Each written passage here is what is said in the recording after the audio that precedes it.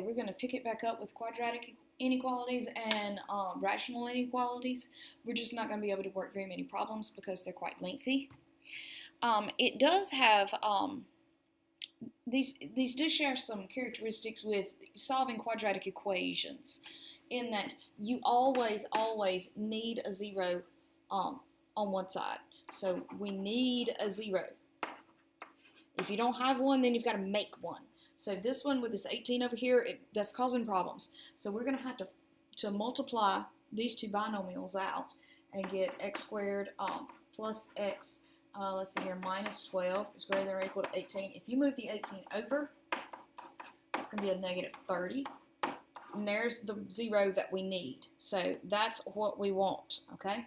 Once you get that, then you're purposely, just like a quadratic equation, you're going to factor that thing, if possible. Most of the time they do, but every once in a while you'll get a nasty one that doesn't. We need two numbers that multiply to 30 and subtract 1. So it would be 6 and 5. Signs are different. Big one's plus. Okay? So I've got it in factored form. At this point, we're going to be working on a sign analysis. Okay, the reason we do a sign analysis is it's going to work with everything that we do. Yes, there are different ways to do this. You can look at graphs. There's different approaches, but we're just going to do sign analysis.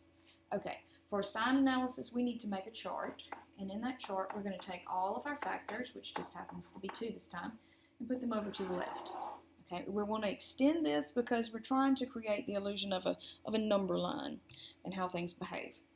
All right, over here to the side, let's doodle and think what value makes x plus 6 go to 0? That would be negative 6. And what makes x minus 5 go to 0? That would be a 5. The reason we do that over to the side is for however many factors we have, we need that many little vertical lines over here, or vertical divisions. We have to label them, but we need them in order. So if you doodle it out like this, then you can come over here and say, okay, negative 6 is the smallest, 5 is the largest, put them in order. You do want the space in between your factors and the line because now you're fixing to analyze the signs, and you need a little bit of room. So we said that x plus 6 goes to 0 if you plug in a negative 6. Well, if you plug in anything smaller than negative 6, like negative 7 or negative 8, think about that, negative 8 plus 6 is negative 2. So all those values are going to be negative.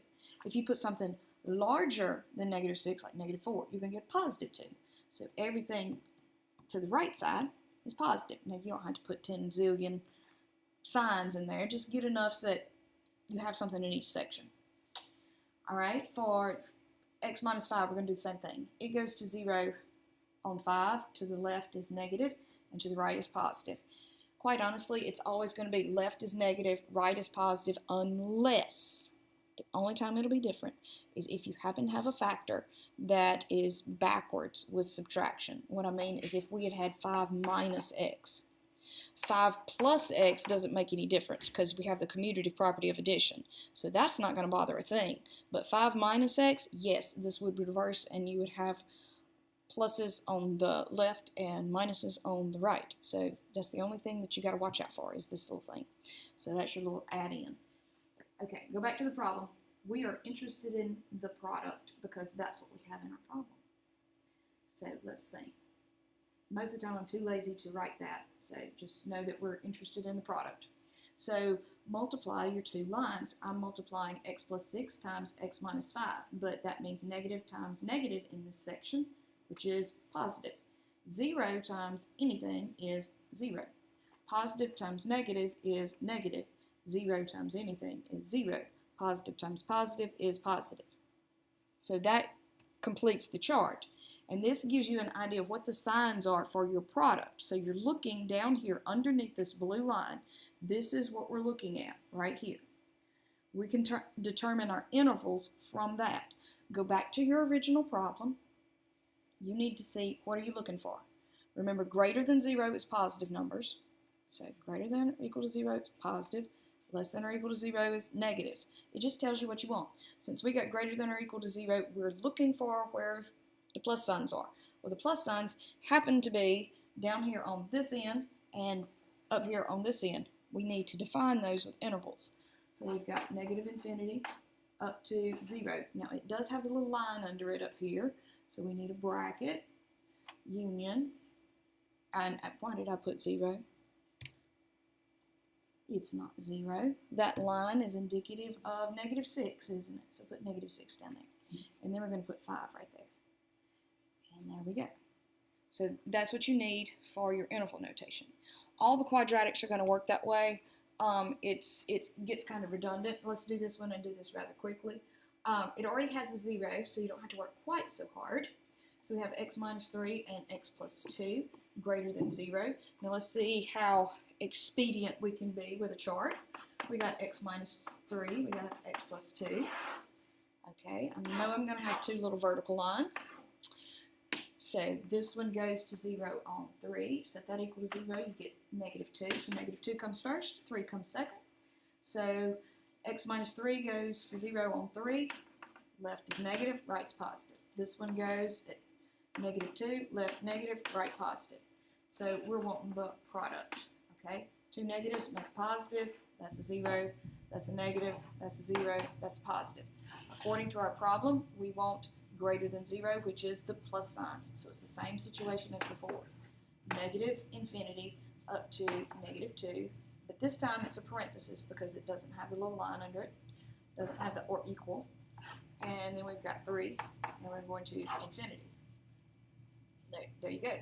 If, just for the sake of discussion, if the problem had said, x minus 3 and x plus 2, and it had said less than 0, then what we would want is obviously the negatives. Where the negative occurred was in the middle. So you would just define, you do the same chart, the exact same chart, no different, but you would be wanting to define the area in between here. So we would need -2 to 3. So that can happen. It does happen, and you need to see one. Okay, we're going to scoot on to, let's see, because there are more examples, but I'm just trying to give you a little synopsis of everything. Let's look at the rational inequalities. These are some steps that you might want to take. Always try to factor. Each factor yields a root or an asymptote. And just for the sake of discussion, sometimes you're going to have a repeated factor, and you're going to be really... you'll want to reduce. You'll want to simplify if you have the same factor in numerator and denominator. I advise you to hold off on that. If we have time, I'll show you an example of why.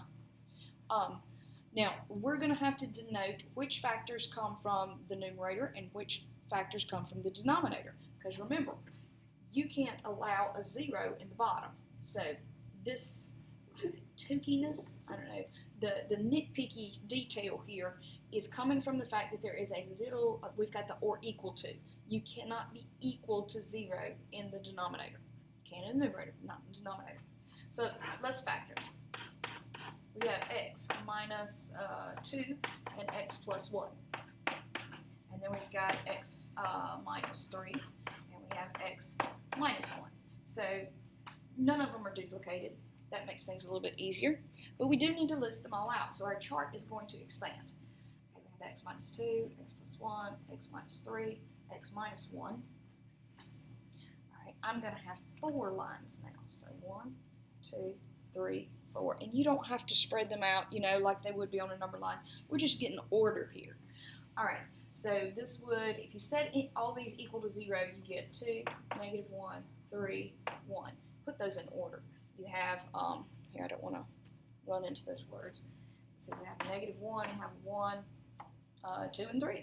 Okay, so you just want to put your zeros in and your negatives and your positives. So let's do this rather quickly. Okay, and this one goes out at -1.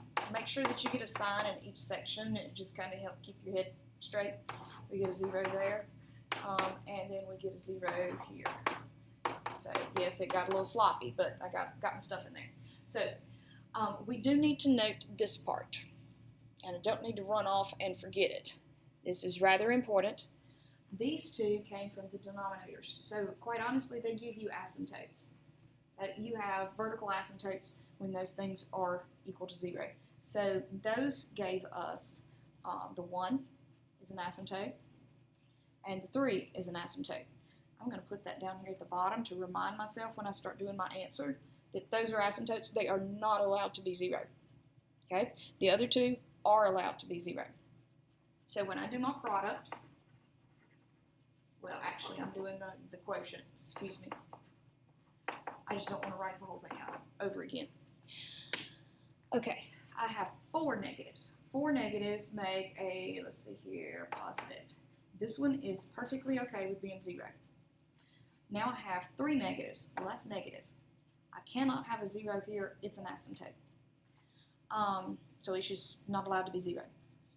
Let's see here. 2 negatives makes a positive. This one is okay with being 0. I have 1 negative, and then I'm not allowed to be 0, but I have a positive. So go back to your original problem, and let's see what we're looking for. We are looking for negatives. Okay, so our negatives happened in this section and in this section. So we need to define those. Not going to be a problem over here on the left side. We do have the or equal to thing, so we've got to put -1. He was in the top. This factor was in the top, so he's okay with being 0. But remember, this one over here was not in the top, so we cannot be 0 at 1. So we must put a parenthesis, even though that thing has the line underneath it. Okay, union, and then start over here. It's going to have to be bracket and 2, and then parenthesis with the 3, because, again, it's from the denominator. You're not allowed to have a 0 down there. I hope that made sense.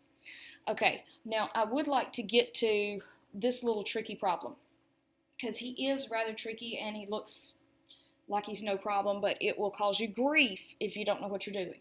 The first thing you want to do is get the 0, like we've been doing all the rest of them. You have to have the 0, so don't get confused by this little 2 over here. He just doesn't look very threatening, but you've got to move him. When he goes to the other side, obviously making negative. Now, we got to get a common denominator. Well, I know a bunch of people do it different ways. Here's an easy way for right now. I need a common denominator of x, so I can do x over x, and that'll solve it. So now my top is 6 minus 2x over x. Okay? Go back and do exactly what we just did with our sign analysis. I have 6 minus 2x in the top, and I have an x in the bottom. So keep in mind, x couldn't be 0, but look at this problem. Does it matter? No, it doesn't matter because it doesn't have the or equal to. When it's just a less than or greater than, you don't have to worry about all that asymptote stuff because everybody's going to have a parenthesis anyway, so you don't have to sweat it. Okay, now, hopefully you notice that this little factor right here is backwards like the ones that I warned you about. So when we start working with him, he's going to be a little different. If you set that one equal to 0, you got 6 equals 2x, so x is 3. And then this other one is 0. So we got 0, we got 3. So this one goes to 0 on 3. Here, let me do that different color. There we go. But it's not negatives on the left. Since it's backwards like that, you think about it. If you put in a number like 4, negative 2 times 4 is a negative 8. 6 minus 8. Well, now we got negatives over here. So just plug in a number, plug in a number if you get confused and it'll work out. Now for this second one, we go to 0 on 0, and it's traditional. You got negatives on the left and positives on the right, just like a regular old number line. Now we got, I won't write product, but it's really a quotient. Okay, that's going to be negative, 0, positive, 0, negative. What does the problem want? The problem wants greater than 0, which is positive. So we got to tell what the positives are. That is between 0 and 3. We don't have a line under it, so we don't have to worry about it. It's just that little section. Hopefully that helped. So y'all have fun cranking out your homework.